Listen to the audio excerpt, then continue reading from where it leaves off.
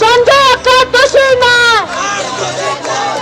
সঞ্জয় একা দোষী নয়, সঞ্জয় একা দোষী নয়, একা সঞ্জয় দোষী নয়, একা সঞ্জয় দোষী নয়।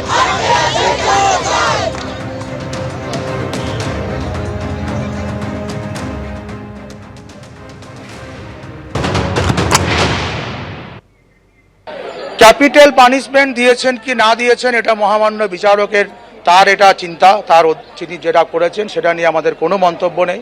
কিন্তু আমরা যেটা দেখতে পেলাম যে তদন্তকারী সংস্থা সিবিআই এটাকে বিরলের মধ্যে বিরলতম অপরাধ বলে প্রতিষ্ঠা করতে ব্যর্থ হলো।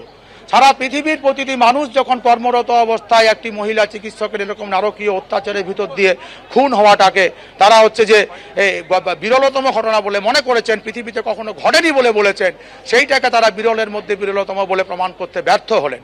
সিবিআই এর তদন্ত প্রক্রিয়া, তাদের শ্রথগতি, ভূমিকা নিয়ে অনেক প্রশ্ন আগেও উঠেছে এবং যে আমরা মনে করি তারা যে প্রতিশ্রুতি দিয়েছিলেন সাপ্লিমেন্টারি চার্জশিট জমা দেওয়ার, তারা এখনো পর্যন্ত দিতে যথেষ্ট দেরি করছেন। কেন দেরি করছেন? তথ্য প্রমাণ লোপাটের সঙ্গে যারা যুক্ত, বৃহত্তর ষড়যন্ত্রের সঙ্গে যারা যুক্ত এবং একাধিক ব্যক্তি যে যুক্ত আছেন, এটা আমাদের কথা আজকে আর নয়, সেন্ট্রাল ফরেন্সিক সায়েন্স রিসার্চ ল্যাবরেটরির তাদের রিপোর্ট যে একাধিক ব্যক্তির ওখানে থাকার সম্ভাবনার কথা বলা হয়েছে।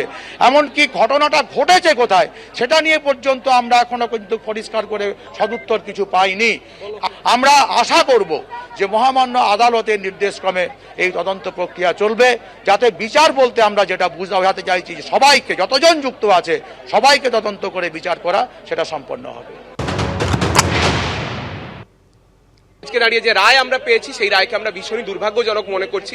আজকে বলা হচ্ছে যে এই ঘটনা নাকি বিরলের মধ্যে বিরলতম নয়। এ কথা আমরা কি করে মেনে নিতে পারি? আজকে আমাদের যে দিদি, সেই দিদি 36 ঘন্টা হাসপাতালে নিজের ডিউটি করার পর নিজের ডিপার্টমেন্টে, যেটা তার বাড়ির কোনতনি সুরক্ষিত একটা জায়গা হওয়ার কথা, সেখানে ঘুমোতে গেছিল। সেখানে গিয়ে কি হলো, তার সাথে পশুর মতন করে অত্যাচার করে তাকে সবচেয়ে নৃশংস অত্যাচার করে তাকে মেরে দেওয়া হলো। এবং তার মারা যাওয়ার পরেও তার যে ঘটনা, সেই ঘটনার সত্যকে ধামাচাপা দেওয়ার জন্য একটা সারা রাজ্যের প্রশাসন উঠে পড়ে লাগলো।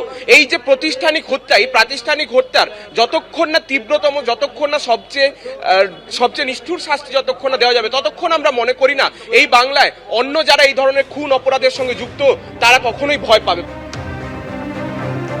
চিকিৎসকদের একটা বড় অংশ, জয়েন্ট প্ল্যাটফর্ম অফ ডক্টরস থেকে শুরু করে অভয় মঞ্চ, তাদের প্রতিনিধিরা যারা আজ সকাল থেকে শিয়ালদা আদালতের সামনে হাজির হয়েছিলেন, তাদের অধিকাংশেরই বক্তব্য যে এই রায় তারা সন্তুষ্ট নয়। প্রথমত সর্বোচ্চ সাজা হলো না সঞ্জয় রায়, এবং এখনো পর্যন্ত যে প্রশ্নটা তারা প্রথম থেকে তুলে আসছেন যে একা সঞ্জয় রায়ের পক্ষে কি এই ঘটনা ঘটানো সম্ভব, আরো যারা রয়েছেন পিছনে তাদেরকে সামনে আনতে হবে, যে দাবি তারা প্রথম থেকে জানিয়ে আসছেন। এবং সিবিআই তরফ থেকেও আপনাদের জানিয়ে রাখবো যে রেয়ারেস্ট অফ দ্য রেয়ার ক্রাইমের পক্ষে আজকে সওয়াল করা হয়, যে কথা বারবার বলা হয় যে একজন চিকিৎসক যিনি কর্তব্যরত অবস্থায় ছিলেন এবং সেই সময় টাকার জন্য নয়, একটানা তিনি ডিউটি করছিলেন মানুষের সেবার জন্য, 36 ঘন্টা টানা ডিউটি করছিলেন, তাই বিরলের মধ্যে বিরলতম অপরাধ হিসেবে গণ্য করা হোক এটিকে। যেভাবে আজকে সিবিআই তরফ থেকে বারবার যে যুক্তি তুলে ধরা হয়, কিন্তু বিচারক এটিকে বিরলের মধ্যে বিরলতম বলে মনে করছেন না, এবং যে কারণে